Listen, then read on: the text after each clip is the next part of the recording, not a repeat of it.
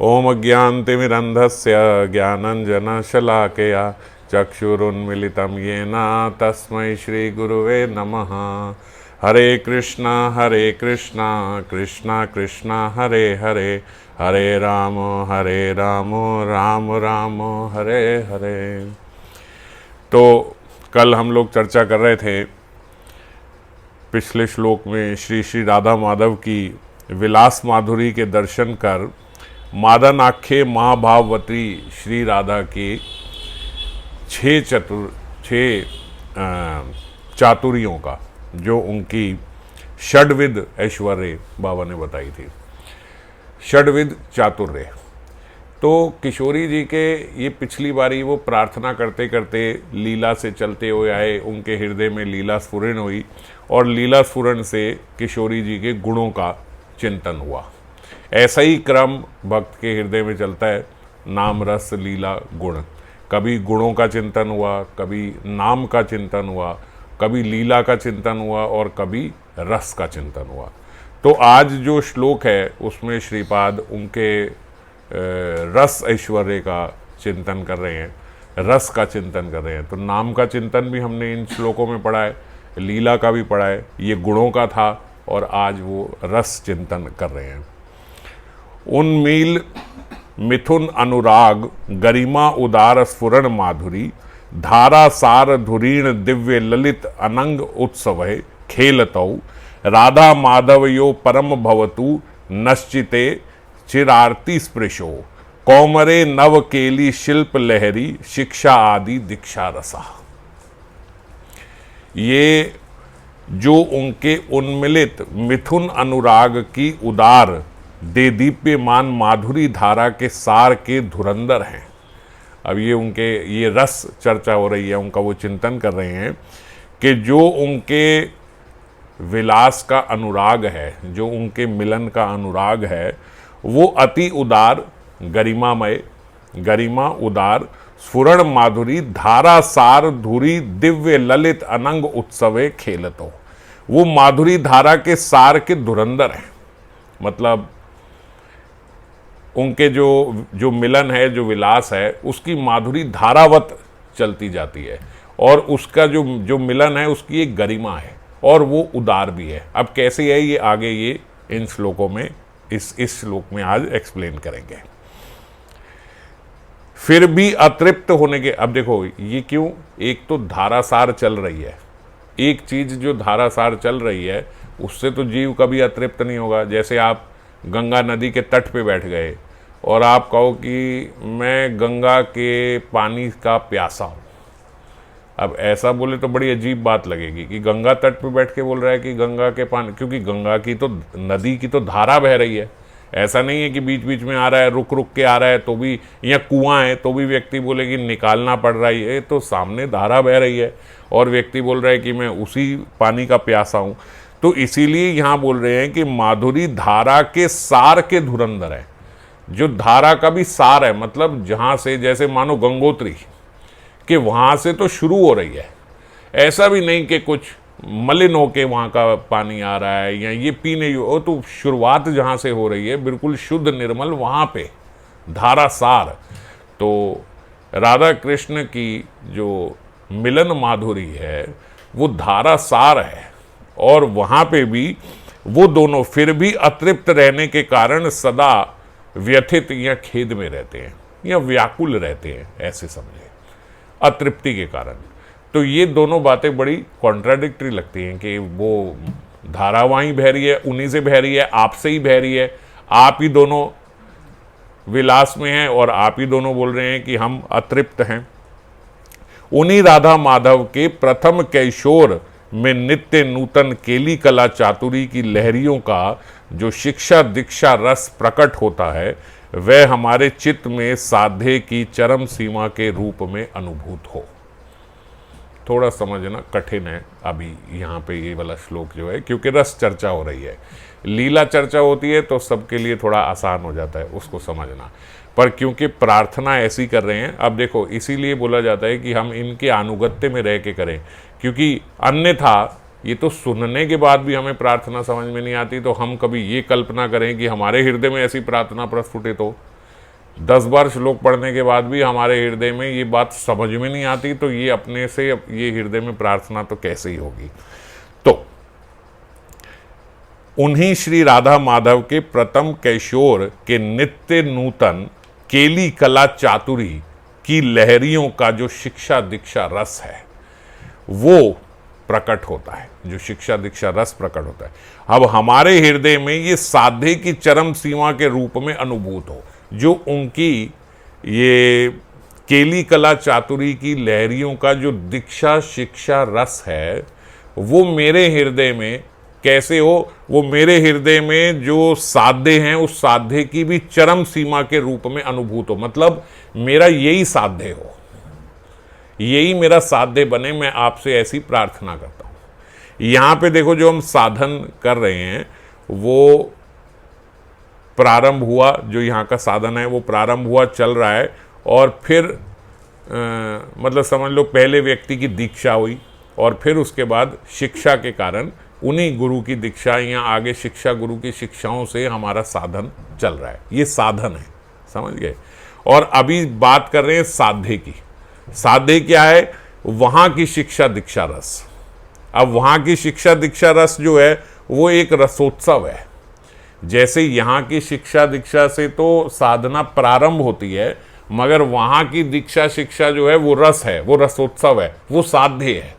अब वो क्या है आगे श्लोक में हम आगे आखिरी में आने तक ये सारी चर्चा करेंगे। अभी ये सब प्रश्न बने हुए हैं कि ऐसा क्या है, तो देखो खाली इतने से समझ में नहीं आता, जब तक बाबा इसको समझाएंगे नहीं हम लोगों को समझ में नहीं आएगा कि ये क्या है। तो पिछले श्लोक में तो बात करी थी किशोरी जी के षड्विद ऐश्वर्य की, षड्विद चातुर्य की। जैसे बाबा बोलते हैं कि नारायण का षड्विद ऐश्वर्य होता है, वैसे ही श्री राधा की षड्विद चातुर्य है। नारायण के छठ ऐश्वर्य हम लोगों को पता है, पूर्ण ज्ञान है, पूर्ण बल है, धन है, यश है, सौंदर्य और पूर्ण त्याग है। इसीलिए उन्हें हम भगवान बोलते हैं। जैसे धनवान के पास धन होता है तो भगवान के पास भग होते हैं। तो ये 6 ऐश्वर्य बताए हैं।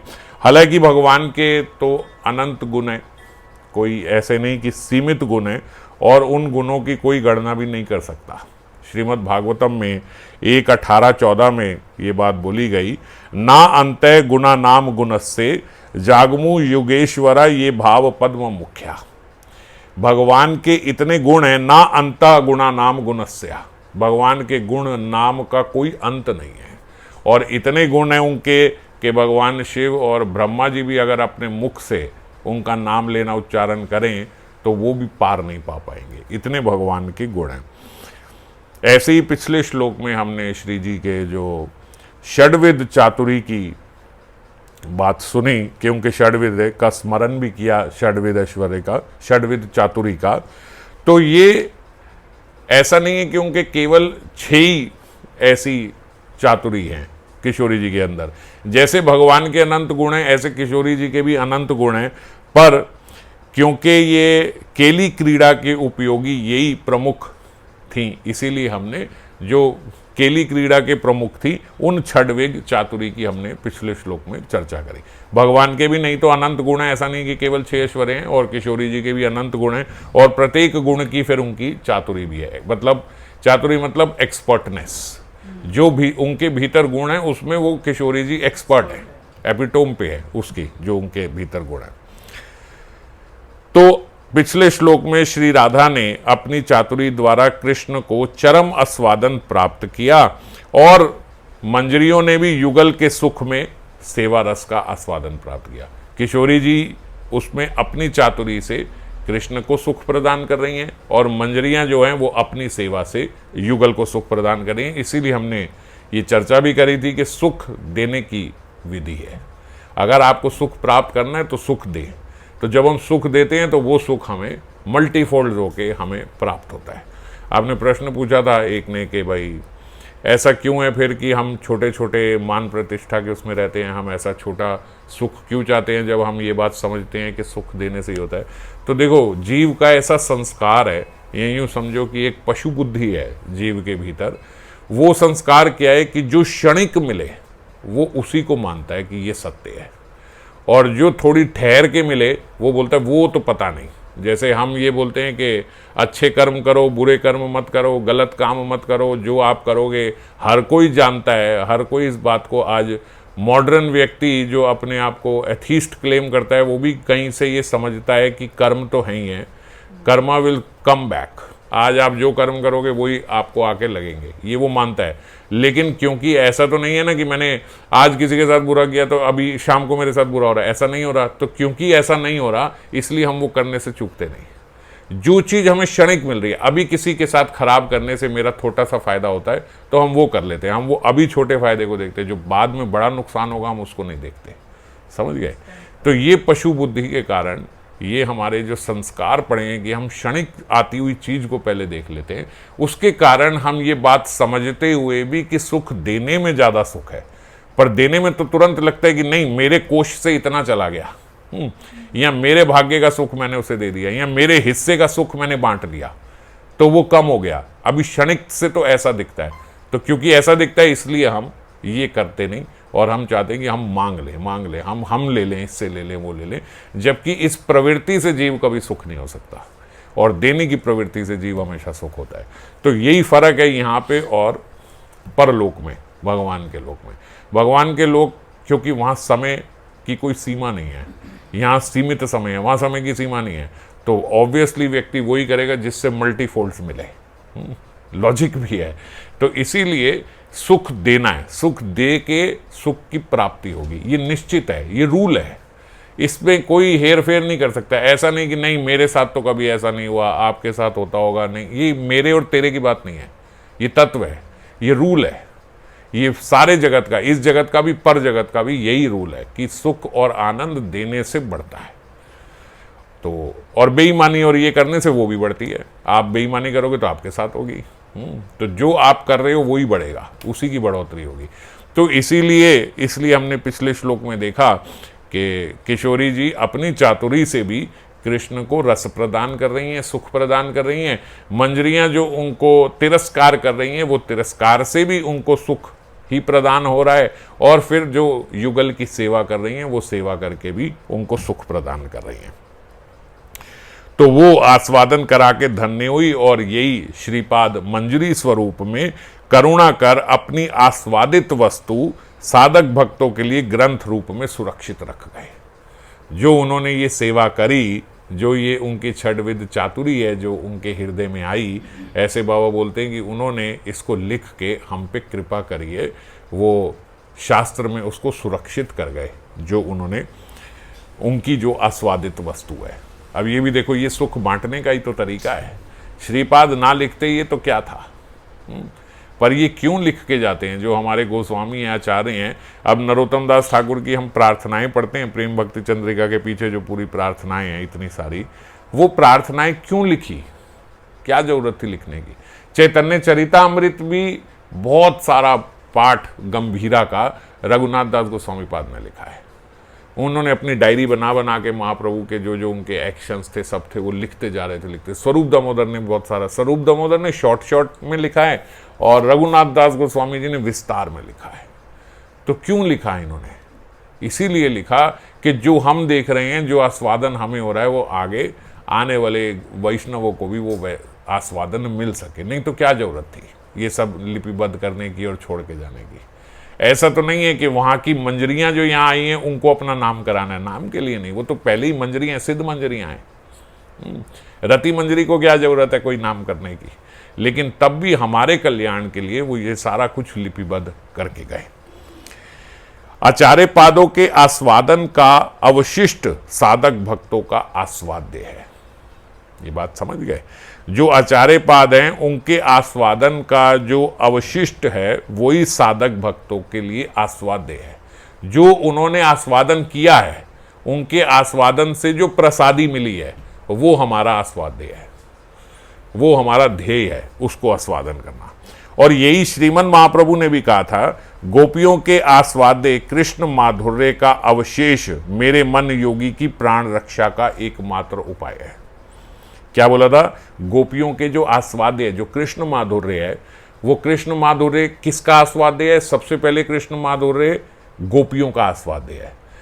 गोपियां उसका आस्वादन कर रही हैं कृष्ण के माधुर्य का, और गोपियों का जो अवशेष है वो मेरे मन योगी की प्राण रक्षा का एकमात्र उपाय है। ये श्रीमन महाप्रभु कह रहे हैं। गोपियां जो आस्वादन कर रही हैं उनका विशेष मतलब उनके माध्यम से मैं ये आस्वादन करना चाहता हूं।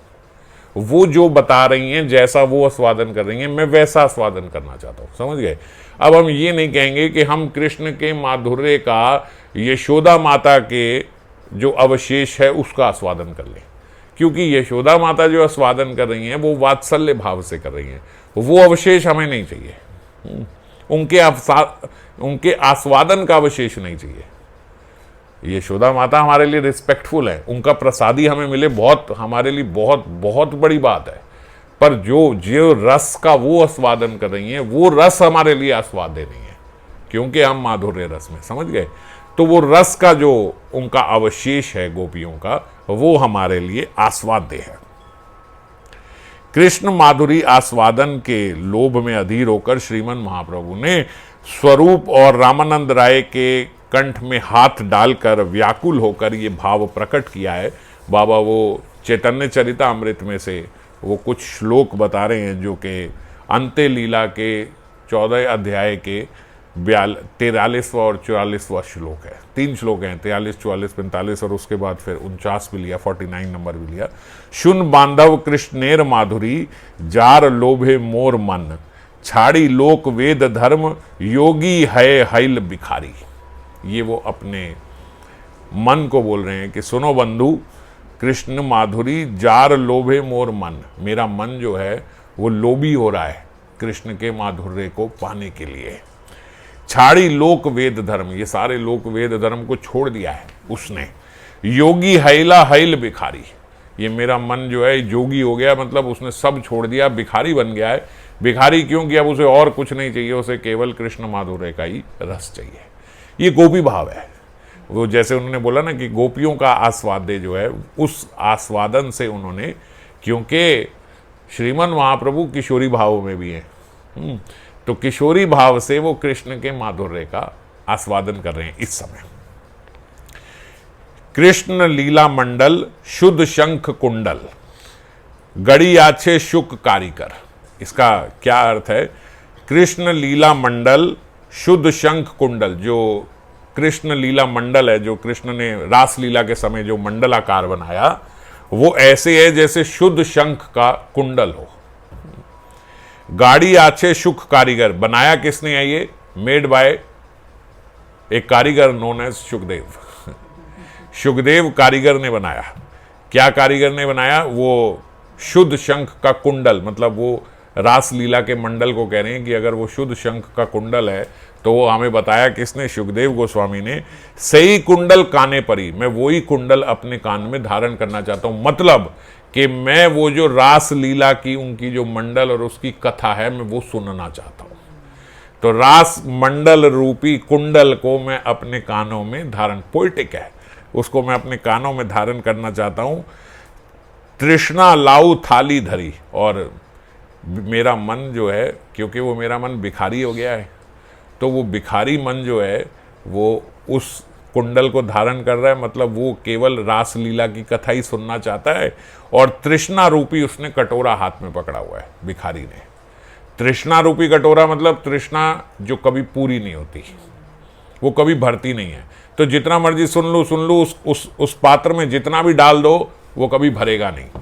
तो तृष्णा रूपी उसने वो थाली धरी और आशा झूली कांधेर ऊपर, और अपनी आशाओं का बोझ जो है अपने कंधे पे लेके चल रहा है। आशा मतलब आशा, और आशाबद्ध है कि और मैं भी रासलीला में प्रवेश करूं, जैसे भक्त होता है ना, आशाबद्ध होता है। तो आशाबद्ध तो मतलब वो कह रहे हैं कि मैं भिखारी हूं और आशाओं का बोझ लेके अपने साथ चल रहा हूं, और तृष्णा का कटोरा पकड़ा हुआ है, और रासलीला के मैंने वो कुंडल रूपी पहने हुए, मतलब रासलीला में सदा सुनना चाहता हूं। चिंता कांठा उड़ी गाए, धूली विभूति मलिन काए, मेरे मन रूपी योगी ने ये चिंता रूपी वस्त्र पहना हुआ है। ये अब अपने मन को भिखारी बता रहे हैं, तो उसी हिसाब से सारी पोइट्री चल रही है कि ये जो मन रूपी भिखारी है, इसने चिंता रूपी मलिन वस्त्र पहने हुए हैं। चिंता मतलब वहीं की चिंता, कहाँ था? वहीं का चिंतन, ऐसे समझ ले। हा हा कृष्ण पलाप, क्योंकि विलास इस समय वो विलाप कर रहे हैं, क्योंकि वो विरह में हैं, इसलिए अपने वस्त्रों को मलिनकाय बोल रहे हैं। मलिनकाय क्यों? क्योंकि अभी वो विरह अवस्था में है। तो हाँ हाँ कृष्ण प्रलाप उत्तर, मन जो है हाँ हाँ कृष्ण कहता हुआ मन रूपी योगी जो है वो चल रहा है। उद्वेग द्वादश हाथे, लोभेर झूलनी माथे, मतलब द्वादश प्रकार के जो उद्वेग हैं उसके उसने कड़े पहन रखे हैं, वो कष्ट झेल रहा है उस विरह में। और लोभ की उसने पगड़ी पहन रखी है, लोभेर झूलनी माथे, माथे पे वो झूल रही है लोभ की जो पगड़ी है। भिक्षा भावे क्षीण कलेवर, और भिक्षा भाव करता हुआ मतलब भीख मांगता हुआ, क्षीण कलेवर दुबला पतला मेरा मन जो है वो ऐसे भाग रहा है। अब ये पोइटिक है तो सरल नहीं है कि एकदम ऐसे समझ में आ जाए, पर थोड़ा और चिंतन करने से, दोबारा सुनने से आप लोग और अच्छे से इसको समझ पाओगे। कृष्ण गुण रूप रस गंथ शब्द परश, से सुधा अस्वादे गोपीगण। ये गोपियां जो है वो कृष्ण के गुण रूप रस गंध शब्द स्पर्श, ये सब सुधा अस्वादे गोपीगण। ता साभार ग्रास शेषे, आने पंचेंद्रिया शिशे, से ही भिक्षाए राखेर जीवन। अब ये सब जो कृष्ण के रूप रस गंध शब्द स्पर्श हैं, ये सब अपनी आस्वादन कर रही हैं गोपीगण। और तासाभार ग्रास शेषे, और इनका जो अवशेष है, जो अभी पीछे चर्चा हम लोग कर रहे थे, इन गोपियों का जो अवशेष है, जो इनका बच रहा है गोपियों का, या जो इन्हीं का जो भाव है, उसी भाव को, अवशेष को, आने पांच इंद्रिय शिष्य, मेरी जो पांच इंद्रियां हैं मेरी शिष्य के समान है। मतलब क्योंकि ये मन बने हुए हैं ना, अभी अपने मन को बता रहे हैं मन जोगी है, तो मन के शिष्य हैं ये पांच इंद्रियां हैं, जो हमारी कर्म इंद्रियां हैं, ज्ञान इंद्रियां हैं। तो ये बोल रहे इस समय तो मेरी जो ये पंच इंद्रियां हैं, मानी ज्ञान इंद्रियां जो हैं, वो आस्वादन करेंगी उस अवशेष का जो गोपियां आस्वादन कर रही हैं कृष्ण माधुरी का। से ही भिक्षाई राखेर जीवन, और ये जो पंच इंद्रियां वो आस्वादन कर रही हैं ना, उनके रूप रस गंध स्पर्श का, ये जो ये आस्वादन कर रही हैं, बस उसी से मेरा ये जीवन चल पा रहा है, उसी से मेरा ये जीवन चल पा रहा है। मतलब गोपियों की जो मैं कथा सुन रहा हूँ, जो गोपियों की कृष्ण के साथ लीला विलास सुन रहा हूँ, जो उनकी विविध विविध प्रकार की कृष्ण लीलाएं मैं सुन रहा हूँ, वो सुनने से ही बस मेरा जीवन चल रहा है। वो सुनने से ही मेरी पांचों इंद्रियां तृप्त हो रही हैं। उन्हीं को मैं सुन पा रहा हूँ, उन्हीं को मैं देख पा रहा हूँ, उन्हीं को मैं स्पर्श कर पा रहा हूँ, उन्हीं को सूंघ पा रहा हूँ। तो बस उसी के कारण मेरी ये मन रूपी जो भिखारी है, इसका पालन पोषण हो रहा है। पोइटिक है फिर वो अपने मन की बात, बस मेरे मन ने इसीलिए ये प्राण रखे हुए हैं क्योंकि मुझे ये मिल रहा है। तो अब बाबा बोलते उसी प्रकार आचार्य पादों के युगल माधुरी आस्वादन का अवशिष्ट ही साधक भक्तों का जीवन आधार है। तो जैसे श्रीमन महाप्रभु ने यहाँ बताया कि गोपियों का अवशिष्ट उनका जीवन आधार है, ऐसे ही हमारे लिए आचार्य पादों का जो अवशिष्ट है वो हमारे भक्तों के जीवन का आधार है। और वो क्या है? जैसे यही राधा रस उदानिधि हम लोग पाठ कर रहे हैं, ये भी स्तावली, स्तवमाला, विलाप, कुसुमांजलि, ये सब जो जो इन सब में वो आचार्यगण बता के गए हैं, यही हमारे जीवन का आधार है। अगर ये हमें ना पता लगे तो हमें कुछ ना पता लगे कि रस क्या होता है, कैसा रूप होता है, क्या क्या लीलाएं होते हैं, या आस्वादन कैसे करना चाहिए, ये भी हमें नहीं पता। ये सब कैसे पता लगेगा? जब हम ये शास्त्र पढ़ेंगे। इनका आस्वादन करने से ही साधक को युगल माधुरी के आस्वादन में अच्छी सफलता मिल सकेगी। जो हम चाहते हैं कि हम इसमें सफल हो जाएं, हम भी ये आस्वादन कर पाएं जो आस्वादन ये कर रहे हैं, तो वो कैसे कर पाएंगे? जब इनकी हम ये आस्वादन की लीला, आस्वादन के इनके जो ये शास्त्र हैं वो हम पढ़ेंगे। इनका आस्वादन करने से ही साधक को युगल माधुरी का आस्वादन होगा। ये श्रीपाद आस्वादन कर रहे हैं जो वो लिख रहे हैं, ये गुरुदेव आस्वादन कर रहे हैं जो उन्होंने ये लिखा है। तो इनके आस्वादन का जब हम पढ़ते हैं तो हमारे को भी वो आस्वादन की लालसा बढ़ती है, और एक दिन वो आस्वादन हमें भी होगा। तो फिर पिछले श्लोक से शुरुआत करते हैं कि वहाँ पे षड्विग चातुरी का आस्वादन प्राप्त किया था, स्फूर्ति में विराम आ गया था, और इस श्लोक में श्री राधा माधव की रूप माधुरी और लीला माधुरी के आस्वादन को ही साध्य अवधि के रूप में वर्णन करने की कामना व्यक्त कर रहे हैं। रूप माधुरी और लीला माधुरी के आस्वादन को साध्य अवधि के रूप में, मतलब अब ये वो कह रहे हैं कि यही मेरा साध्य है, यही मेरा लक्ष्य है, ये मेरा गोल है। उनकी रूप माधुरी और उनकी लीला माधुरी का आस्वादन, यही मेरा परम चरम गोल है लाइफ का, मुझे यही करना है, यही आस्वादन करना है। और ये बोल कौन रहे हैं? बाबा बोलते पहले तो ये देखो, ये प्रार्थना कौन कर रहे हैं? जिन्होंने एक दिन मुक्ति या जो ब्रह्म सयुज्य जो मुक्ति होती है उसको अपनी साध्य अवधि मान लिया था। इनका परम चरम गोल ये कौन है? ये प्रकाशानंद सरस्वती हैं। ये तो श्रीमन महाप्रभु को मिलने के बाद प्रबोधानंद सरस्वती हो गए, जिन्होंने ये राधा रसोदा निधि जिनकी हम श्रीपाद पढ़ रहे हैं। तो ये हैं कौन? जो उस समय मुक्ति को, ब्रह्म सयुज्य मुक्ति को अपना जिन्होंने गोल माना था। और अब महाप्रभु की कृपा हुई तो अब वो उनकी लीला माधुरी और उनकी रूप माधुरी को अपने जीवन का लक्ष्य यानी साध्य बता रहे हैं कि ये मेरे जीवन का साध्य है। तो श्री श्री राधा माधव के गुण लीला माधुर्य की साध्य की परावधि के रूप में स्थापित कर रहे हैं वो जिन्होंने कभी ब्रह्म सयुज्य मुक्ति को अपना माना था। अगर कोई, अब वो यही जो श्रीपाद हैं ये आगे चैतन्य चंद्रामृत में, ये चैतन्य चरित्रामृत नहीं, चैतन्य चंद्रामृत, तो चैतन्य चंद्रामृत में वो क्या बता रहे हैं? अगर कोई सोचे कि ये पाथ बड़ा कठिन है, जैसे हम लोगों को लग रहा है, और कई मुश्किल अगर श्लोक आ जाए तो फिर लगता है कि ये तो बड़ा मुश्किल है। आप बोल रहे हो कि आचार्यों का स्वादन करना चाहिए, क्या स्वादन करना है, हमारा वो स्तर ही नहीं है, हमें समझ में नहीं आ रहा। सब समझ में आएगा अभी। तो वो बोल रहे हैं कि अगर ये पाथ लगे कि बड़ा कठिन है, मुझसे नहीं हो पाएगा, तो इसके लिए श्रीपाद बता रहे हैं इस बात को समझना। अभी तक थोड़ा कठिन था, अब समझ में आना शुरू होगा आपको अच्छे से। क्यों? वो बोलते अगर आपको लग रहा था कि ये कठिन है तो समझो मूढ़, अरे मूढ़, श्रीमन महाप्रभु के युग में ऐसा संदेह का कोई कारण नहीं है। तू अन्याय कर्मों को त्याग कर अनन्य भाव से श्री गौर चरण की शरण ले ले। श्रीमन महाप्रभु से प्रार्थना करके हम उनके कृपा पात्र बन जाएं, हम उनसे कृपा की याचना करें, तो वो बोल रहे हैं उनकी कृपा से अनायासी वो वस्तु प्राप्त हो जाएगी जो आपको चाहिए।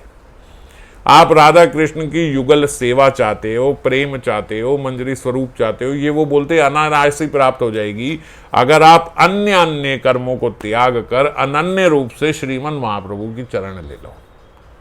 श्रीमन महाप्रभु के चरण, श्रीमन महाप्रभु के जो क्रम से, दीक्षा क्रम से आ रहे हैं, गुरुदेव हैं, जैसे आपने गुरु की शरण ले ली तो वो श्रीमन महाप्रभु की शरण है। गौड़िया वैष्णव की शरण ले ली, वो श्रीमन महाप्रभु की शरण ही है।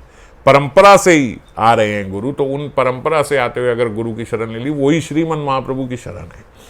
तो अगर आपने ऐसा किया है तो बोलते क्योंकि इस युग में श्रीमन महाप्रभु की कृपा से सब चीज संभव है और अन्यथा किसी चीज से संभव नहीं है, हो सकती भी नहीं है। देखो यहां जिसने जो भी कुछ पाया है वो प्रार्थना और कृपा से ही पाया है, क्योंकि पथ कृपा का है। इसको समझो, अभी तक भी जिसने कुछ पाया है उसने या प्रार्थना से पाया है या कृपा से पाया है। दोनों में से कुछ भी करोगे दोनों ही होंगी।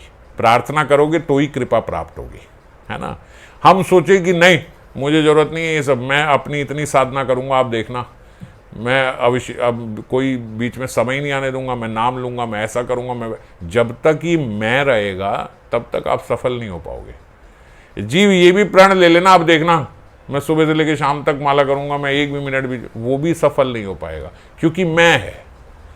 और वही जीव बोले कि गुरुदेव आप कृपा करना, श्रीमन महाप्रभु आप कृपा करना कि मेरे मन में और कोई चीज बीच में रुकावट ना बने, मैं दिन रात आपका नाम ले सकूं। ये बोलने का तरीका है, इस प्रकार से सोचने का तरीका है। अगर ऐसे प्रार्थना करता है तो वो उसको प्राप्त होगा ही होगा। देखो जो बहुमूल्य चीज है ना, बहुत बहुमूल्य, बहुत कीमती चीज है, बहुत बड़ी चीज है, वो बहुत कीमती चीज की भी एक कीमत होती है, वो कीमत देने से वो प्राप्त की जा सकती है। हम बोले नहीं ये तो बहुत, अरे बहुत की भी तो कोई कीमत होगी ना, तो कोई तो ले सकता है ना। आपके पास नहीं है पर कीमत तो है, वो कीमत जो वो देगा वो ले लेगा। तो उसी प्रकार से देवी देवताओं का भजन भी होता है। उसमें जगह जगह शास्त्रों में लिखा गया है, आप इतने अवधि तक ये वाला भजन करो आपको ये मिल जाएगा, आप इतने 100 यज्ञ करो आप ब्रह्मा बन जाओगे, आप इतना करो आप शिव के पद तक पहुंच जाओगे, ये सब लिखा है। ऐसे ऐसे इतने इतने कल्पों तक ये करो, आप इतने 100 जन्मों तक आप वर्ण आश्रम धर्म का पालन करो आप ब्रह्मा बन जाओगे। तो ये सब लिखा है कि ये करो ये मिलेगा, ये करो, क्योंकि ये बहुमूल्य वस्तुएं हैं पर इनकी कीमत है। पर कहीं पे भी ऐसा नहीं लिखा कि आप राग मार्ग में भजन करो, उसकी ये विधि है तो आपको गोलोक प्राप्त हो जाएगा। आप बता दो किसी शास्त्र में कहीं ऐसी विधि लिखी गई हो, डिफाइन की गई हो, कोई साधना बताई गई हो? ब्रह्मा बनने तक की साधना है, शिव तक के भी आप पोजीशन पे पहुंच जाओ उसकी भी साधना है, क्योंकि ईश्वर कोटि शिव भी होते हैं, जीव कोटि शिव भी होते हैं, समझ गए?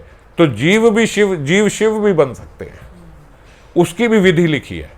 पर कई विधि ये लिखी है कि आप इतना इतना पाठ करो, इतनी इतनी माला करो, इतना व्रत करो, इतने एकादशी व्रत, आप जो मर्जी जो कुछ आप करते हो वो सब बताओ। उसमें कहीं लिखा है कि ये करोगे तो ये इतने में मिल जाएगा। ज़्यादा से ज़्यादा क्या, आपके पाप कर्म खत्म हो जाएंगे, आपके पिछले सारे पाप निवृत्त हो जाएंगे, आपने जो अपराध किए हैं उससे निवृत्त हो जाओगे। आज तक के एक व्रत रखो, आपके आज आप बोले राधाष्टमी, राधाष्टमी रखो, आपके आज तक के जितने पाप अपराध हैं सब उससे आप निवृत्त हो जाओगे। पर अब क्या राधा रानी के चरणों की सेवा प्राप्त हो जाएगी? ऐसा नहीं है किसी भी चीज से। तो इससे क्या समझ में आती है कि ये वस्तु बहुमूल्य नहीं है, ये वस्तु अमूल्य है। अमूल्य वस्तु क्या होती है? जिसका कोई मूल्य नहीं है।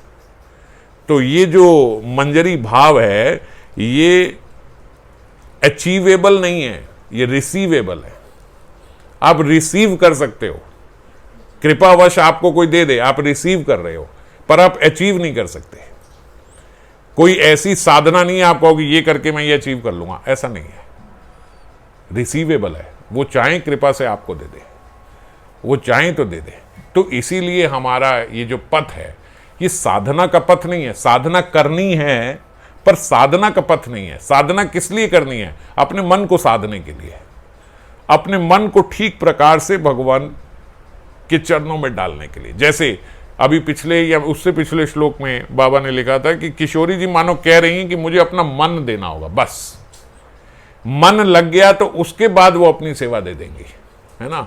फिर सेवा का रस आपको प्राप्त होगा। तो इसीलिए आप कहो कि नहीं नहीं ये करके मिल जाएगा, वो आप ले नहीं सकते, वो दी जाती है, वो आपको मिल जाएगी। नहीं तो कोई इसका मात्रा नहीं है कि इतने एकादशी व्रत के बाद ये प्राप्त हो जाएगा, इतने जन्माष्टमी के व्रत कर लो तो ये प्राप्त, नहीं, कुछ नहीं। किसी को 2 में भी प्राप्त हो सकता है और किसी को 2 करोड़ में भी प्राप्त नहीं हो सकता। बात मन लगने की है। अगर आपका मन लग गया, आपके हृदय से प्रार्थना निकली, तो उन प्रार्थना से फिर वो प्राप्त हो जाएगा, वो रिसीव कर सकते हो आप। तो अब यहां पे जो श्लोक की हम चर्चा कर रहे थे, उन्मिलिन मिथुन अनुराग गरिमा उदार स्फुरन माधुरी। तो ये क्या है? ये बोलते देखिए, साधक वेश में पहले कहते हैं कि आपका जो सुप्रकाशित पारस्परिक अनुराग रस की गरिमामय और परम उदार माधुरी धारा, धारा सार जो हम अभी चर्चा कर रहे थे, जो माधुरी धारा का सार वहन करने में समर्थ है, या यूं इसको सरल शब्दों में समझें, जिनके पारस्परिक अनुराग की माधुरी गरिमामय और परम उदार है। अनुराग क्या होता है? अनुराग वो राग जो नया नया होकर सदा अपने प्रियजन को एक नवनवायमान रूप में दिखाता है, उसको अनुराग बोलते हैं। जैसे एक बारी आए तो वही कृष्ण आज अच्छे लग रहे हैं, कल आए तो अब अलग तरीके से बड़े अच्छे लग रहे हैं, ऐसा लग रहा है कि ऐसे तो कभी देखे ही नहीं थे। परसों आए ऐसा लग रहा है मैं इनको तो पहली बार देख रहा हूं, ये इतने अच्छे लग रहे हैं। फिर उसके बाद आए, जैसे हम लोग विग्रह दर्शन करते हैं तो कितने सालों से कर रहे हैं, आज गिरिराज जी को आए 10-12 साल हो गए, 12-13 साल हो गए, 12-13 साल से दर्शन कर रहे हैं, तो आज भी हर रोज दर्शन करने की लालसा होती है, हर रोज दर्शन करने का लोभ होता है। तो ऐसे ही जहां जो दर्शन करते हैं वो रोज दर्शन करने का, रोज, और रोज हमें लगता है ना नए नए रूपों में है। आज अलग एक्सप्रेशन है, आज अलग एक्सप्रेशन है, आज अलग। और कितने साल हो गए, 12-13 साल हो गए, तो हर रोज लगता है कि आज आज नया एक्सप्रेशन है। तो ये तो देखो, ये एक ऐसी चीज है जो हम यहीं पे फील कर रहे हैं। ऐसा नहीं है कि इसकी हमें कल्पना करनी पड़ रही है। ये यहीं पे हम देख रहे हैं कि हम रोज देखते हैं तो रोज एक नया होता। तो अनुराग क्या होता है, अनुराग और नया नया नया नया। हमारे में क्या है, अभी वो नया तो देख पा रहे हैं मगर वो आस्वादन नहीं कर पा रहे हैं। जो अनुराग में महाभाव से किशोरी जी आस्वादन कर रही हैं, तो उनका जो पारस्परिक संबंध है वो अनुराग है। अनुराग में क्या है कि वो रोज नवनवाएं दिखाता है। और अगर अनुराग नहीं हो तो वस्तु या विषय जो है फिर उसकी गरिमा नहीं रहती। मान लीजिए अगर अनुराग नहीं है तो जो भी वस्तु है या जो भी विषय है तो वो थोड़े दिन के बाद वो बासी लगती है। वो ऐसा लगता है कि ये तो देखा हुआ है, ये अब क्या करूं इसको, ये तो साथ ही है। कभी ऐसा नहीं होगा कि किशोरी ये तो कृष्ण से तो रोज ही मिलती हूँ, मैं तो क्या नई बात है उनसे मिलने जाना है, तो नहीं, ऐसा नहीं है। रोज अनुराग है और रोज ऐसा लगता है कि नवनवायमान, जैसे हर रोज ऐसा लगता है किशोरी जी को, अभी आगे आएगा अभी इसमें, हर रोज ऐसा लगता है जैसे आज पहली बार मिलने जा रही हैं, अभी फर्स्ट टाइम। और कब से मिल रही हैं, कोई अनंत समय से मिल रही हैं रोज, लेकिन अभी लगता है कि अभी तो मैंने उनका कोई आस्वादन ही नहीं किया, अभी तो आज तो मिलना है, आज देखती हूँ आज। और रोज यही होता है आज, लेकिन ऐसा लगता है कि उनका पूर्ण आस्वादन कभी कर ही नहीं पाए। पूर्ण आस्वादन नहीं, उनके एक अंग की माधुरी का भी आस्वादन नहीं कर पाए। ये आगे वो बता रहे हैं, दान घाटिका जो दान केली कॉमेडी में है, बाबा उसका उदाहरण दे रहे हैं कि दान घाटी में श्री कृष्ण को देखकर राधा जो है वो वृंदा से बोली, हे सखी, श्री हरि अनेक बार मेरे नयन पथ के आगे से निकले हैं, किंतु ऐसा माधुर्य तो इससे पहले मैंने कभी देखा ही नहीं है जैसा माधुर्य आज दिख रहा है। इनके अंग के एक एक अंग से ऐसी निरतिशय माधुरी फूट रही है कि उसका अणु मात्र स्वादन करने में भी मेरे नयन समर्थ नहीं है। बात को समझो, पूरे देह के एक एक अंग में से ऐसी माधुरी फूट रही है कि एक तो पूरे देह में से निकल रही है, उसके भी एक अंग में से इतनी माधुरी फूट रही है कि उस एक अंग के अणु मात्र का स्वादन करने के लिए भी राधा रानी कह रही है मेरे नयन समर्थ नहीं है। ऐसा तो अब ऐसा लगेगा कि भाई इनसे तो मैं कब से मिल रही हूं। वो कह रहे हैं इतना नहीं तो पूरे शरीर से माधुरी निकल रही है और मैं एक अंग की माधुरी का अणु मात्र भी आस्वादन करने में समर्थ नहीं हूं। ये कैसे लग रहे हैं? तो ये बोलते हैं ये अनुराग की गरिमा है। समझ गए? ये उसकी गरिमा है कि वो हमेशा नवनवायमान है। अब वो बोलते हैं कि गरिमा, तो बोला गरिमा उदार। उदार कैसे है? बोलते उदार, इनका जो आपस का पारस्परिक अनुराग है, जो पारस्परिक संबंध है, वो उदार कैसे है? वो बोलते उदार ऐसे कि वह आत्म इंद्रियों को संतुष्ट करने के लिए नहीं है। ये जो इनका रस है, ये आत्म इंद्रियों को संतुष्ट करने की वासना से मुक्त होके पारस्परिक सुख की कामना के कारण परम विशुद्ध एवं मधुर्यमय है। उदार इसलिए कि वो अपनी आत्मेंद्रियां को सुख करने के लिए नहीं है, दूसरे की सुख देने के लिए है। ये उदारता है उस अनुराग की। और ये तो केली विलास है। इसकी चर्चा तो वैसे भी इतनी सार्वजनिक तौर पे अभी नहीं कर पाऊंगा, लेकिन आप और भी लीलाओं का अगर चिंतन करें तो भगवान की जितनी भी लीलाएं हैं वो सारी लीलाएं भगवान के केवल आत्मेंद्रिय सुख के लिए नहीं है। गोपियों की जितनी भी चेष्टाएं हैं वो गोपियों की कोई भी चेष्टा आत्मेंद्रिय सुख के लिए नहीं है, अपने सुख के लिए नहीं है, परस्पर के सुख के लिए। जैसे हमने पिछली बार कल के श्लोक में भी चर्चा करी थी कि गोपियों की जितनी चेष्टाएं हैं वो कृष्ण सुख के लिए है, और कृष्ण की जो चेष्टाएं हैं वो सबके, गोपियों के या जो भी अन्य अन्य लीलाएं हैं वो सबके सुख के लिए है।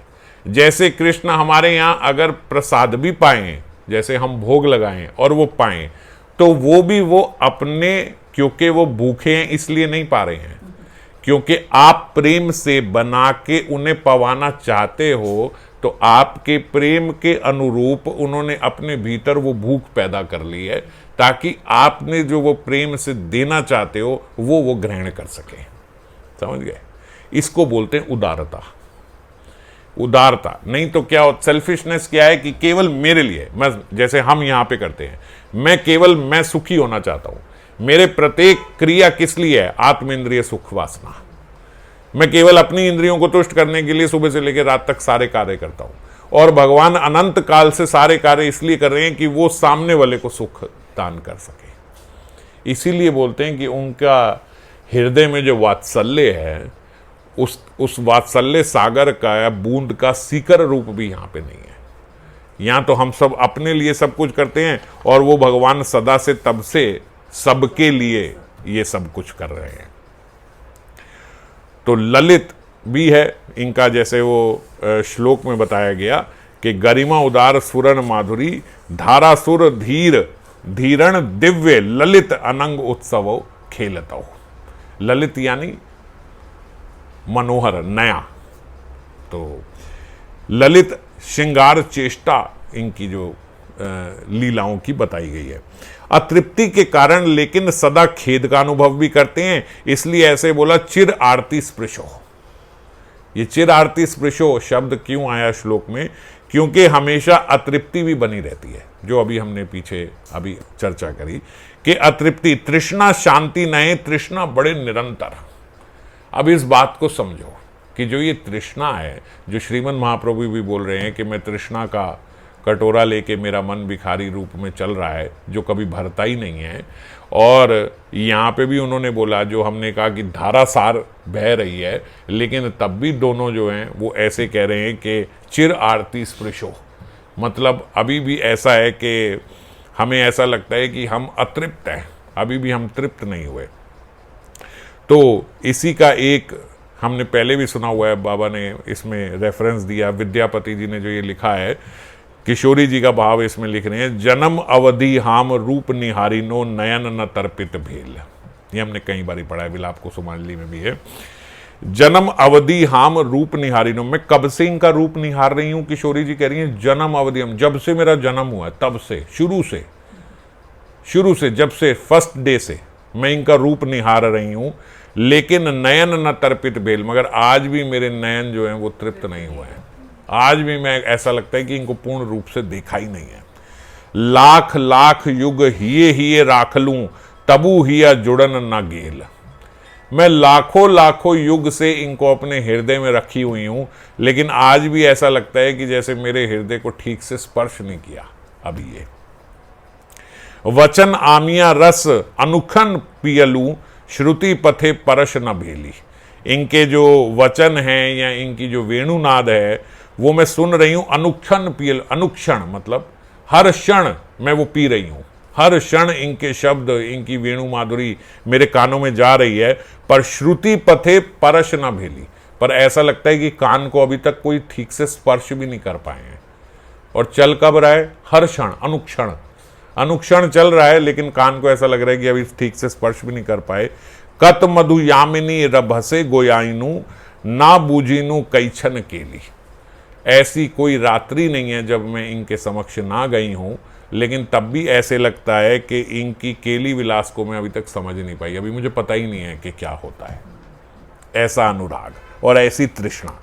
तो जो लोग श्री राधा माधव की अनुराग माधुरी का श्रवण कीर्तन करते हैं, समझो ये साधक के लिए बताया जा रहा है कि जो राग मार्ग के साधक के लिए खासकर, जो राधा माधव की अनुराग माधुरी का श्रवण कीर्तन करते हैं, उनके चित्त में इस अतृप्ति का संक्रमण हो जाता है। जैसे कोरोना का संक्रमण हो गया था ना, तो ऐसे बोलते आप आचार्य पादों की वाणी बनोगे, पढ़ोगे और उन्हीं का अवशेष आप ग्रहण करना चाहते हो, तो आपके हृदय में भी वो अतृप्ति का संक्रमण हो जाएगा। अब आप बोले ये तो अच्छी बात नहीं है, हम भजन भी करें और अतृप्त भी रहें, तब भी हमारी तृष्णा बनी रहे। तो बोलते देखो, भजन में तृप्ति आते ही समझना होगा कि भजन की परम आयु का ह्रास हो गया। अगर हमारे मन में तृप्ति आ गई तो ऐसा समझो जो चिर आयु, जो भजन बहुत आगे तक बढ़ना था, उसकी आयु का ह्रास हो गया, मतलब वो छोटी पड़ गई, कम रह गई। साक्षात देखो, जो बाकी लोग भजन करते हैं, भजन में आनंद आता है तभी भजन करते हैं। वो ये बोलते हैं भाई भजन भजन क्यों करते हो, क्योंकि भजन में आनंद आता है इसलिए भजन करते हैं। पर राग भक्ति का श्रेष्ठव ऐसा नहीं है। उसमें साक्षात सेवा पाने के लिए विपुल तृष्णा या अभाव का बोध बनता है, बनना चाहिए, होता है और होना भी चाहिए। लेकिन आप कहो कि यार अगर ये तृप्ति बनी रही तो फिर इस भजन का, राग भजन का क्या लाभ हुआ? भाई भजन में अगर आनंद ही नहीं हुआ, भजन में आने के बाद भी हमारी तृष्णा बनी रही, तो फिर क्या हुआ? तो इसको समझो। देखो, जो बाकी के भजन में आनंद आता है, ये आनंद मतलब उस आनंद की एक सीमा है। और क्योंकि जिसकी खोज में आप थे वो मिल गया, तो इसलिए आप तृप्त हो जाते हो। जो दूसरा हम भजन करते हैं उसमें हम तृप्त क्यों हो जाते हैं? आनंद क्यों मिल जाता है? ये चाहिए था, ये मिल गया, अब मैं आनंद में हूं। तो उस आनंद की मतलब सीमा आ गई ना। अब वो बढ़ेगा तो नहीं, बढ़ोतरी तो नहीं हो रही है, क्योंकि आप तृप्त हो गए। अगर बढ़ता तो आपके भीतर अतृप्ति होती। तो यहां पे क्या है, आनंद की सीमा नहीं है। आपने एक प्रार्थना करी, वो प्रार्थना आपने कहा किशोरी जी किसी दिन ऐसी, उदाहरण दे रहा हूं, किशोरी जी ऐसी कृपा करो कि मैं आपके पायलों की, नूपुर की झंकार सुन सकूं, बस इतनी कृपा करो। अब मैं प्रार्थना करूंगा तो ऐसे ही करूंगा कि भाई मेरी औकात नहीं है मैं आपको देख सकूं, मैं आपको स्पर्श कर सकूं। मैं ऐसे ही प्रार्थना करूं कि मैं सीधा आपके पास आके, ये अभी तो मेरे को बांधने भी नहीं आते, मेरी बस इतनी प्रार्थना है कि मैं उसकी झंकार सुन सकूं। अब किशोरी जी ने मेरी प्रार्थना सुन के हृदय में वो झंकार तो कानों में दे ही दी, साथ में हृदय में थोड़े से अपने चरणों की कांति दिखा दी। अब वो चरणों की कांति देखी, अब प्रार्थना हुई। अब सुन लिया ना, सुन लिया। जो किशोरी जी को आपने प्रार्थना करी थी कि पायल की झंकार सुना दो, वो तो सुना दी, वो तो सुन ली, तो तृप्त हो जाओ। मगर उस तृप्ति के साथ अब उन्होंने क्या किया, अब वो उन्होंने सुनाने के साथ थोड़ी सी अपने चरण थोड़े से दिखा दिए, थोड़े से चरणों की कांति दिखा दी, थोड़ी सी। अब वो दिखा दी तो क्या, अरे किशोरी जी वो तो सुन लिया, वो चरण एक बार थोड़े, वो चरण भी दिखा दो, वो चरण दिखा दो। अब जब वो चरण दिखाने आए तो जैसे ही चरण दिखाए तो चरण की कांति के साथ अब नख कांति भी देखी।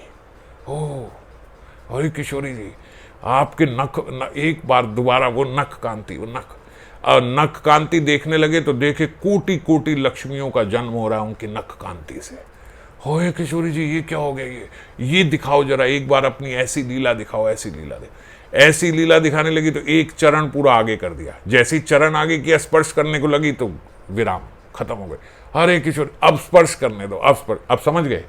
तो ऐसी अतृप्ति बनी हुई है। अतृप्ति क्यों बनी है? क्योंकि आप एक चीज मांगते हो वो थोड़ा और ज्यादा देती है, अब आप वो मांगते हो वो थोड़ा और ज्यादा दे, फिर थोड़ा और मांगते हो थोड़ा और ज्यादा, तो सदा से अतृप्ति बनी हुई है। अब बोलो कि ये अतृप्ति किसी आनंद से कम है? तो दिखता क्या है बाहर से कि यार इतना करने के बाद भी अभी तक भी अतृप्ति है, पर वो ये नहीं समझ रहा है कि उसका आनंद वर्धन होता चला जा रहा है। वो अतृप्त इसलिए है क्योंकि आज आपने उसको 100 रुपए वो मांगता था, आपने उसको 200 दिए, उसको लगा अच्छा 100 फालतू मिलते तो फिर 500, अच्छा फिर 1000 दिए, अच्छा फिर 10,000, अच्छा फिर 20,000। समझ गए? जैसे यहां लोभी होता है ना व्यक्ति, तो ऐसे ही वहां पे भी तृष्णा बनी रहती है कि और, क्योंकि आनंद की सीमा ही नहीं है। कहीं कोई आके ऐसी सीमा बनती नहीं है कि हाँ ऐसा दिखे कि हाँ आज तो मैंने किशोरी जी को जी भर के देख लिया, बस अब मैं तृप्त हो गया। ऐसा नहीं है। ऐसा हुआ, ऐसा तो कृष्ण को नहीं हुआ जिनके समक्ष वो 8 पहर मिलती हैं, उनको भी लगता है मैंने नहीं देखा। और कृष्ण की माधुरी भी ऐसी है कि किशोरी जी 8 पहर उन्हें मिलकर समझ रही है कि मैंने आज तक तो एक क्षण के लिए भी उन्हें ठीक से नहीं देखा। और रात्रि में जब वो जाती हैं तो बोले एक एक रात्रि ब्रह्मा की कई कई रात्रियों के बराबर हो जाती है गोलोक में। और वो बोलती हैं कि ये तो ऐसे जैसे बस बिजली चमकी और निकल गई, ऐसे एक क्षण में सब खत्म हो गया। तो तृप्ति नहीं हो रही है। तो क्यों? क्योंकि नव उनका माधुर्य जो है वो बढ़ता चला जा रहा है, और किशोरी जी का भी माधुर्य बढ़ता चला जा रहा है, तो वो कभी पूरा ही नहीं हो रहा है। हम जितना देखते हैं उतना और, जितना देखते हैं उतना और फिर और, तो ये अतृप्ति हमारी बनी रहती है। और ठीक भी है। तो इसीलिए बोला राधा माधवयो परम भवतु नश्चिते चिरारती स्पृशो, कि इतना करने के बाद भी चिर आरती बनी हुई है, ये अभी ठीक से हमने देखा नहीं है। अब हमने जो आखिरी लाइन की चर्चा करी थी, कौमारे नव केली शिल्प लहरी शिक्षा आदि दीक्षा रसा। अब ये क्या था, ये कौन से शिक्षा और दीक्षा हमारे साध्य है? भाई शिक्षा दीक्षा तो यहां पे होती है, वो हो गई, उसके बाद साधना प्रारंभ हो गई। अब हम कह रहे हैं कि शिक्षा दीक्षा हमारी साध्य है। साध्य कैसे हो जाएगी? शिक्षा दीक्षा के बाद तो साधन प्रारंभ हुआ है। तो ये यहां पे बता रहे हैं बाबा कि भक्ति रसामृत सिंधु में बताया, जो ये वृंदा देवी हैं वो कृष्ण से बोल रही हैं कि हे कृष्ण, तुम्हारी ये जो किशोर अवस्था है ना, यही गोपियों की गुरु बन गई है। गोपियों की गुरु कौन बन गई है? तुम्हारी किशोर अवस्था, ये जो तुम्हारी यौवन अवस्था है, यही उनकी गुरु बन गई है। और ये गुरु बन के गोपियों को क्या सिखा रही है? सखियों के बीच कानाफूसी, ये सिखा रही है। सबसे पहली शिक्षा क्या दे रही है ये, कि सखियों के बीच वो आपस में एक दूसरे से अब कानाफूसी करना सीख गई हैं। एक दूसरे के कान में वो बोलो, कहाँ था, कहाँ, तूने क्या देखा, तूने क्या देखा, कितना देखे, कहाँ देखे, लास्ट कब देखा था, कल क्या देखा, क्या सुनाई, ये आपस में उनकी कानाफूसी होने लग गई।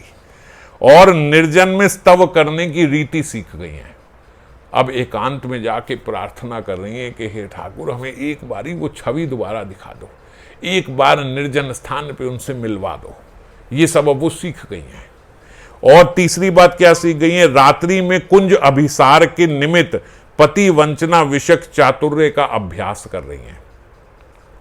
रात्रि में कुंज अभिसार करने के लिए किस प्रकार अपने पति की वांछना करके, मतलब अपने पति को बुद्धू बना के किस प्रकार हम निकल जाएं, अब वो ये सीख रही हैं। और ये कौन सिखा रहा है? ये तुम्हारी किशोर अवस्था जो है, ये गुरु बन के उनको सिखा रही है। अब ये कोई कहे कि अच्छा, गोपियां का ऐसा चरित्र बताया है कि वो अपने पति को चीट करके रात को और ऐसे जा रहे, तो देखो फिर मैं इसीलिए बाबा बार बार इसमें तत्व का भी बताते हैं। गोपियों का ऐसे कोई पति होता नहीं है नहीं, लेकिन केवल देखो, एक बार क्या हुआ था कि जब ब्रह्म विमोहन लीला में ब्रह्मा जी जो हैं भगवान के सारे सखाओं को ले गए, जितने गोप ग्वाले थे सब भगवान के सखा थे, सब ले गए, सारे बछड़े ले गए। तो उस समय कृष्ण जो हैं वो सारे, कृष्ण नहीं, ये तो आपको ब्रह्म विमोहन लीला तो पता है, तो जब वो ले गए तो कृष्ण ही अपने सारे सखा बन गए। जितने गोप ग्वाले थे उन सब का रूप कृष्ण ने ले लिया। उस समय बोलते, उस समय उन्होंने सारी गोपियों से विवाह कर लिया। अलग अलग गोपों ने अलग अलग गोपियों से विवाह कर लिया। तो विवाह उनका हुआ किससे? कृष्ण से। अब जब ब्रह्मा जी वापस वो गोप लाए, तो वो गोप का तो विवाह नहीं हुआ है, वो उनका तो विवाह नहीं हुआ, पर गोपियों को ऐसा लगता है कि हमारा विवाह हो गया है। और जो हुआ है वो किससे हुआ है? वो कृष्ण से हुआ है, क्योंकि उस समय तो कृष्ण बन गए थे। तो उनको आभास है कि हमारा विवाह हुआ है, मगर विवाह नहीं हुआ किसी का भी किसी से, केवल एक आभास है। अब आभास है, क्योंकि अब उनसे गोपों से तो विवाह नहीं हुआ, तो समझ गए। तो लीला वैचित्री है, और लीला का आस्वादन देने के लिए, रसास्वादन के लिए और आस्वादन के लिए अब कृष्ण सबके अलग अलग रूपों में पति बन के सब लोगों के घर रह जाते, तो क्या लीला रह जाती? फिर क्या लीला होती? क्या लीला में आस्वादन आता? सारे बोलते सब हमारे पति कृष्ण हमारे साथ ही हैं, क्या बात है इसमें? तो फिर तो द्वारका लीला जैसी हो जाती, वो आनंद ही ना आता। तो ब्रज लीला में आनंद वृद्धि करने के लिए और आनंद रस बढ़ाने के लिए ऐसा भाव लेके आए। ये भाव इसीलिए आया, परोक्ष भाव, ये जो लेके आए कि ये दूसरे व्यक्ति से हमारा प्रेम हो रहा है। ये क्यों लेके आए? और आस्वादन बढ़ाने के लिए, और आस्वादन कि अपने पति की वांछना करके रात को भागना है हमें। अब थोड़ा क्लाइमेक्स है, थोड़ा मजा है। जैसे बच्चे बोलते हैं ना, भैया कॉलेज में जाओ ना जाओ कोई पूछता नहीं है, स्कूल में मजा आता था जब बंक मार के भागते थे, वो मजा आता था। अब सब याद करते हैं कि वो जो बंक मार के वो टीचर को ऐसे करके निकले थे, वो झूठ बोल के निकले थे, वो उस समय का मजा ही और था। तो ऐसे ही ये परकीय भाव किस लिए है? ये परकीय भाव इसीलिए है, ये आस्वादन के लिए, ये रोमांच के लिए, क्योंकि भगवान गोलोक में जो आनंद दे रहे हैं एक्सट्रीम का दे रहे हैं, एकदम एक्सट्रीम। कि उससे ऊपर आनंद नहीं है। तो उससे ऊपर करने के लिए फिर इसलिए परकीय भाव डाल दिया। डालने को तो भगवान है, स्वकीय कर लेते, सबके साथ विवाह कर लेते, और करा भी। जाके द्वारका में देखो तो 1000 रानी है, 1000 महल, 1000 कृष्ण रह गए, उसमें क्या दिक्कत है? भगवान तो परमात्मा स्वरूप में सब हृदयों के जीव में है, तो वो तो करोड़ों अरबों बने हुए हैं, वो और 10,000 20,000 बन जाएंगे गोलोक में, क्या दिक्कत है? मगर श्रेष्ठम रस देने के लिए, परकीय भाव देने के लिए ये लीला हो रही है, तो इसको अन्यथा न समझे, समझ गए? तो ये सब भगवान लीला आस्वादन के लिए कर रहे हैं वहां पे। तो रात्रि में कुंज अभिसार के निमित्त पति वंचना भी वो सीख रही हैं। और वृंदा देवी बोलती गुरुजनों की बात को लेकर बधिरता, मतलब गुरुजन जो भी बोले उसमें गूंगे बन जाओ। ये तुम्हारी जो कैशोर अवस्था है ये उनको सिखा रही है, गुरु बन के ये सिखा रही है। और वेणुनाद के विषय में उत्कंठा बनी रहे, हमेशा कान खड़े रहते हैं कि जरा सी वेणुनाद हुए और हम भाग लिए। ये सब वो बोलते कृष्ण ये तुम्हारी कैशोर अवस्था ने गुरु बन के ये सब उन्हें सिखा दिया है। कृष्ण बोलते भैया मैं काय का गुरु हूं, राधिकार प्रेम गुरु आमी शिष्य नट, सदा आमा नाना नृत्य नचाए उद्भट। भैया मैं काय का गुरु हूं, मेरी गुरु तो किशोरी जी है, मैं गुरु नहीं हूं। तो अब ये जो मंजरियां हैं, श्रीपाद जो है वो यही प्रार्थना कर रहे हैं कि ये जो आप शिक्षा मिल रही है ना वहाँ गोपियों को, ये जो दीक्षा शिक्षा का क्रम चल रहा है ना, ये जो आपकी कैशोर अवस्था वहाँ पे सिखा रही है ना, बस ये भाव मेरा साध्य हो जाए। मंजरी भाव में ही है, गोपी भाव में नहीं है, लेकिन वो कह रहे हैं ये दीक्षा शिक्षा की ये जो बातें हैं ये मेरी साध्य हो जाए, बस मुझे उस अवस्था में पहुँचना है जहाँ पे ऐसा हो रहा है, समझ गए? ये दीक्षा शिक्षा का जो प्रणाली चल रही है, मुझे उसको मेरे को अपना साध्य मानना है। वो आपका जो नवकेली शिल्प लहरी है उसकी शिक्षा आदि दीक्षा रस जो है, ये रस मुझे प्राप्त करना है, समझ गए? तो मतलब ये एक बोलने का स्टाइल है कि मैं वहाँ पे उस अवस्था में पहुँच जाऊँ, वही मेरी साध्य है। तो उसी को अपना साध्य मानते हुए इस श्लोक में श्रीपाद प्रार्थना कर रहे हैं। अब कल फिर अगले श्लोक पे चर्चा करेंगे। जय राधे।